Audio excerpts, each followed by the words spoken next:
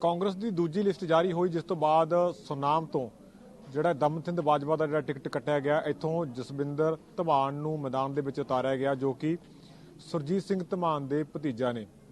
ਜਿੱਥੋਂ ਸੁਰਜੀਤ ਸਿੰਘ ਧਮਾਨ ਚੋਣ ਲੜ ਰਹੇ ਸੀ ਉੱਥੋਂ ਨਵਜੋਤ ਸਿੰਘ ਸਿੱਧੂ ਦੇ ਕਰੀਬੀ ਸਮਿਤ ਸਿੰਘ ਨੂੰ ਚੋਣ ਮੈਦਾਨ ਦੇ ਵਿੱਚ ਉਤਾਰਿਆ ਗਿਆ ਜੋ ਕਿ ਸਾਬਕਾ ਵਿਧਾਇਕ ਧਰਮੰਤ ਸਿੰਘ ਦੇ ਬੇਟੇ ਨੇ। ਸਾਡੇ ਨਾਲ ਦਮਨਚੰਦ ਬਾਜਵਾ ਨੇ।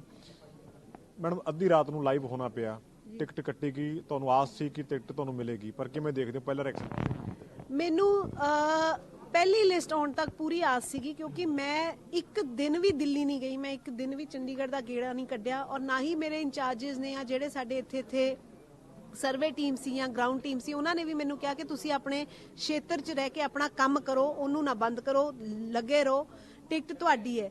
ਇਹ ਤਾਂ ਪਹਿਲੀ ਲਿਸਟ ਤੋਂ ਬਾਅਦ ਹੀ ਕੁਝ ਸਮੀਕਰਨ ਉੱਥੇ ਬਦਲੇ, ਪਤਾ ਨਹੀਂ ਕੀ ਹੋਇਆ ਕੀ ਨਹੀਂ ਹੋਇਆ, ਕਿਹਨੇ ਕਿਸ ਨੂੰ ਕਿਸ ਤਰੀਕੇ ਬਲੈਕਮੇਲ ਕੀਤਾ, ਬਟ ਖੈਰ ਜੋ ਕਹਿੰਦੇ ਨਾ ਮੁਕੱਦਰ 'ਚ ਜੋ ਲਿਖਿਆ ਹੋਣਾ ਉਹੀ ਹੁੰਦਾ।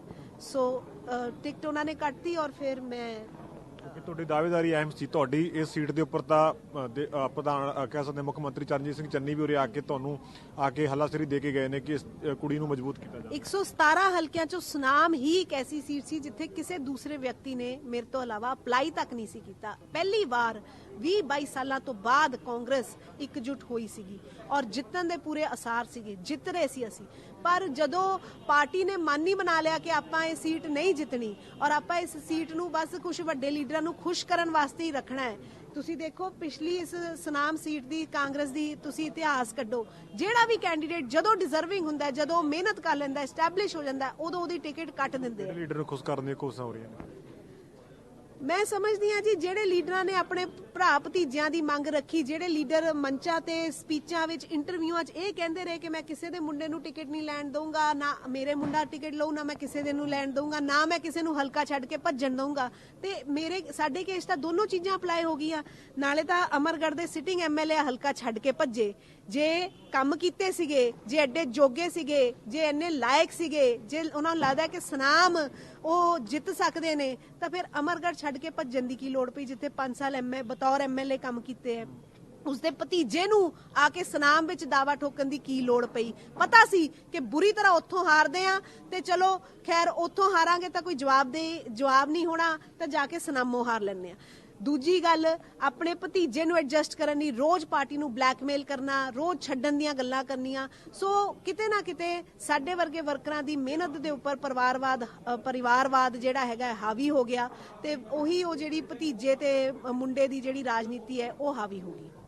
ਮੰਨਦੇ ਹੋ ਕਿ ਨਵਜੋਤ ਸਿੰਘ ਸਿੱਧੂ ਦੇ ਕਰੀਬੀ ਨੇ ਸਮਿਤ ਜਿਨ੍ਹਾਂ ਨੂੰ ਅਮਰਗੜ੍ਹ ਤੋਂ ਟਿਕਟ ਦਿੱਤੀ ਗਈ ਹੈ, ਅਗਰ ਉਹਨਾਂ ਦੀ ਮੰਨਣਾ ਕਿ ਇਟਸ ਅ ਫੈਕਟ, ਹਰ ਕੋਈ ਸਮਿਤ ਸਿੰਘ ਜੀ ਦੀ ਕੀ ਆਇਡੈਂਟੀਟੀ ਹੈ? ਤੁਸੀਂ ਮੈਨੂੰ ਦੱਸੋ ਕਿ ਤੁਸੀਂ ਉਹਨਾਂ ਨੂੰ ਪਹਿਲਾਂ ਕਦੀ ਪੋਲੀਟੀਕਲ ਅਰੀਨਾ 'ਚ ਐਕਟਿਵ ਦੇਖਿਆ? ਐਕਸੈਪਟ ਫॉर ਨਵਜੋਤ ਸਿੱਧੂ ਜੀ ਦੇ ਨਾਲ ਉਹਨਾਂ ਦੀਆਂ ਇੰਟਰਵਿਊਜ਼ 'ਚ ਬਹਿੰਦੇ ਨੇ ਜਾਂ ਉਹਨਾਂ ਨੂੰ ਅਕੰਪਨੀ ਕਰਦੇ ਨੇ, that is his only qualification. ਮੈਨੂੰ ਨਹੀਂ ਪਤਾ ਸਿੱਧੂ ਸਾਹਿਬ ਜਿਹੜੇ ਇੰਨੀ ਵੱਡੀਆਂ ਪੰਜਾਬ ਦੀ ਭਲੇ ਦੀਆਂ ਗੱਲਾਂ ਕਰਦੇ ਆ, ਪੰਜਾਬ ਮਾਡਲ ਦੀਆਂ ਗੱਲਾਂ ਕਰਦੇ ਆ, ਇਹੋ ਜੀ ਕੀ ਮਜਬੂਰੀ ਹੋ ਗਈ ਸੀ, ਇਹੋ ਜੀ ਕਿਹੜੀ ਲਾਲਚ ਉਹਨਾਂ ਨੂੰ ਹੋ ਗਈ ਸੀ, ਇਹੋ ਜਿਹਾ ਕੀ ਉਹਨਾਂ ਨੂੰ ਪ੍ਰੋਬਲਮ ਆ ਗਈ ਕਿ ਆਪਣੇ ਹੀ ਦੋਨੋਂ ਗੱਲਾਂ ਜਿਹੜੀਆਂ ਆਪ ਬਾਰ-ਬਾਰ ਕਰ ਰਹੇ ਸੀਗੇ ਉਹਨਾਂ ਤੋਂ ਹੀ ਬੈਕ ਸਟੈਪ ਕਰਕੇ ਆਪਣੇ ਭਤੀਜੇ ਨੂੰ ਟਿਕਟ ਦਿਵਾਉਣੀ ਪਈ। ਲੱਗਦਾ ਕਿ ਤੁਹਾਡੀ ਨਵਜੋਤ ਸਿੰਘ ਸਿੱਧੂ ਦੇ ਨਾਲ ਨੇੜਤਾ ਨਹੀਂ ਹੈਗੀ ਸੀ, ਸੁਰਜੀਤ ਸਿੰਘ ਧਮਾਨ ਨਵਜੋਤ ਸਿੰਘ ਸਿੱਧੂ ਦੇ ਨੇੜੇ ਸੀ, ਇਹ ਸਭ ਕੁਝ ਉਸੇ ਕਰਕੇ ਵਾਪਰਿਆ?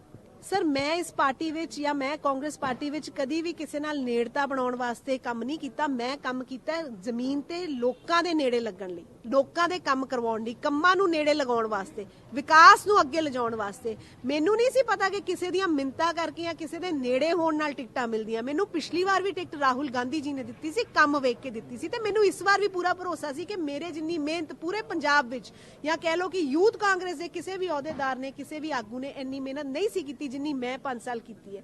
ਨਾ ਆਪਣਾ ਘਰ ਵੇਖਿਆ, ਨਾ ਆਪਣਾ ਬੱਚਾ ਵੇਖਿਆ।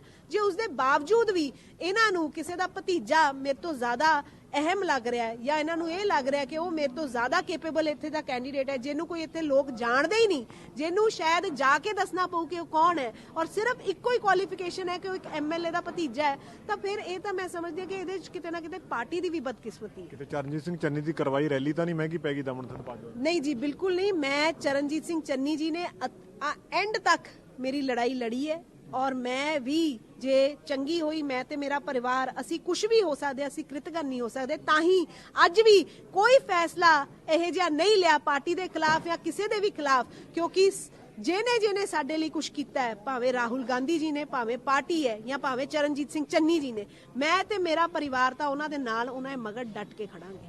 ਤੁਸੀਂ ਕਹਿ ਰਹੇ ਹੋ ਡਟ ਕੇ ਖੜਾਂਗੇ, ਪਰ ਤੁਹਾਡੇ ਜਿਹੜੇ ਸਮਰਥਕ ਅੱਜ ਇਕੱਠੇ ਹੋਏ ਸੀ ਉਹਨਾਂ ਨੇ ਕਿਹਾ ਕਿ ਤੁਸੀਂ ਆਜ਼ਾਦ ਚੋਣ ਲੜੋ। ਜਿਸ ਪਾਰਟੀ ਨੇ ਤੁਹਾਨੂੰ ਟਿਕਟ ਨਹੀਂ ਦਿੱਤੀ ਉਸ ਪਾਰਟੀ ਨਾਲ ਕੋਈ ਲੈਣਾ ਦੇਣਾ ਨਹੀਂ। ਨਹੀਂ, ਉਹ ਦੇਖੋ ਉਹਨਾਂ ਦਾ ਵਿਊ ਹੈ ਔਰ ਉਸ ਵਿਊ ਨੂੰ ਅਸੀਂ ਹੁਣ ਚਰਚਾ ਕਰਾਂਗੇ, ਉਸ ਤੇ ਸਾਰੇ ਆਪਣੇ ਪ੍ਰੋਜ਼ ਐਂਡ ਕੌਨਸ ਦੇਖਾਂਗੇ। ਕੱਲਾ ਚੋਣ ਲੜਨਾ ਹੀ ਇੱਕ ਆਪਸ਼ਨ ਨਹੀਂ ਹੁੰਦੀ, ਬਹੁਤ ਤਰੀਕੇ ਹੁੰਦੇ ਆ। ਆਪਾਂ ਸਾਰੇ ਰਲ ਕੇ ਇੱਕ ਗੱਲ ਕਰਾਂਗੇ। ਬਟ ਮੈਂ ਉਹੀ ਕਿਹਾ, ਮੇਰਾ ਮਕਸਦ ਇਹੀ ਹੈ ਕਿ ਸੁਨਾਮ ਦੇ ਡਿਵੈਲਪਮੈਂਟ ਦੇ ਕੰਮ ਇਹਨਾਂ ਦੇ ਵਾਰਡਾਂ ਦੇ ਪਿੰਡਾਂ ਦੇ ਨਹੀਂ ਰੁਕਣੇ ਚਾਹੀਦੇ। ਉਹੀ ਮੇਰੀ ਪ੍ਰਾਇੋਰਟੀ ਹੈ ਔਰ ਮੈਂ ਉਸ ਨੂੰ ਸੁਨਿਸ਼ਚਿਤ ਕਰਨ ਲਈ ਮੈਨੂੰ ਚੋਣ ਲੜਨੀ ਪਈ ਮੈਂ ਚੋਣ ਲੜੂੰਗੀ, ਮੈਨੂੰ ਕਿਸ ਦੀ ਮਿਹਨਤ ਕਰਨੀ ਪਈ ਮੈਂ ਮਿਹਨਤ ਕਰੂੰਗੀ। ਮੈਨੂੰ ਜੋ ਵੀ ਫੈਸਲਾ ਹੈ ਕਿ ਪਾਰਟੀ ਦੀ ਮਿਹਨਤ ਕਰੋਗੇ ਦੁਬਾਰੇ ਜਾ ਕੇ ਤਾਂ ਟਿਕਟ ਕੈਂਸਲ ਹੋ ਸਕਦੀ ਹੈ। ਨਹੀਂ, ਮੈਨੂੰ ਕੋਈ ਉਮੀਦ ਨਹੀਂ ਹੈਗੀ। ਬਟ ਠੀਕ ਹੈ, ਜੇ ਮੇਰੇ ਸਾਥੀ ਜਾਂ ਮੇਰੇ ਭੈਣ ਭਰਾ ਚਾਹੁੰਦੇ ਹੈ ਤਾਂ ਮੈਂ ਇਹਨਾਂ ਦੀ ਖੁਸ਼ੀ ਲਈ ਉਹ ਵੀ ਦੁਬਾਰਾ ਕਰਨ ਨੂੰ ਤਿਆਰ ਹਾਂ। ਮੈਦਾਨ ਦੇ ਵਿੱਚ ਉਤਰੋਗੇ?